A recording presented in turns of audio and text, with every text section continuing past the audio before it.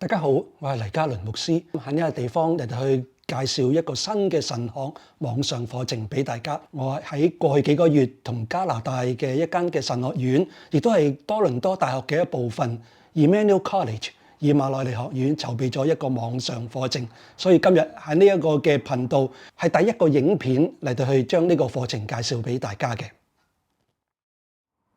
呢個課程嘅名稱叫做在流散與創傷中重構信仰。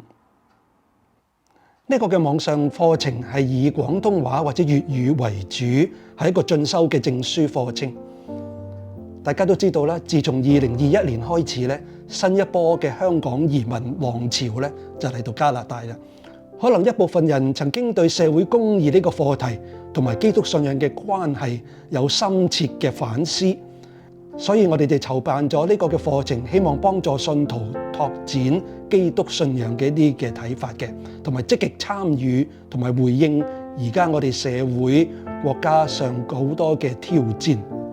再加上我哋係見到自從2025年開始以嚟，世界局勢嘅轉變，我哋覺得社會同埋信仰有一個好迫切去思考嘅需要。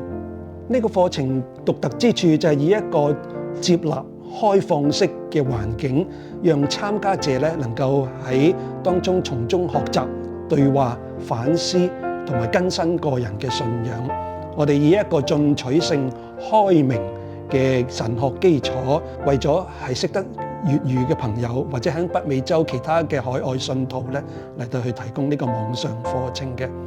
有好多信仰同社會嘅課題喺一般嘅教會咧都唔會討論。但我哋透過呢個嘅網上課程，提供一個嘅平台，讓大家一齊去探討同埋思考。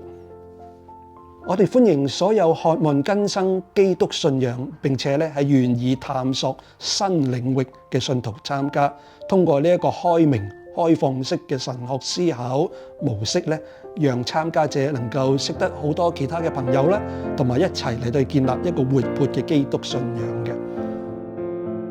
首先一提，我哋呢個課程另外一個獨特之處就係揾咗3位好資深嘅老師，我哋係以團隊式嘅方式嚟到去教學，就係3位老師同時處理同一個嘅學科，所以喺課堂裏邊3位唔同嘅專長嘅老師都一齊同大家一齊去探討每一個嘅課題嘅。如果對呢個課程有興趣嘅朋友，可以喺呢個嘅片段嘅簡介裏邊揾到另外一個嘅連結。就係以馬內利學院為呢個課程而做嘅一個嘅網上嘅 link， 咁咧你喺個裏邊就會揾到更詳細嘅資料，包括幾時開學啊、收費啊諸如此類嘅事情。喺呢度先同大家講，我哋希望喺2025年嘅9月就開始第一個嘅課程。喺呢一個嘅頻道裏邊，你就會日後見到更多嘅影片推出，讓大家更明白呢個課程嘅內容同埋發展嘅方向嘅。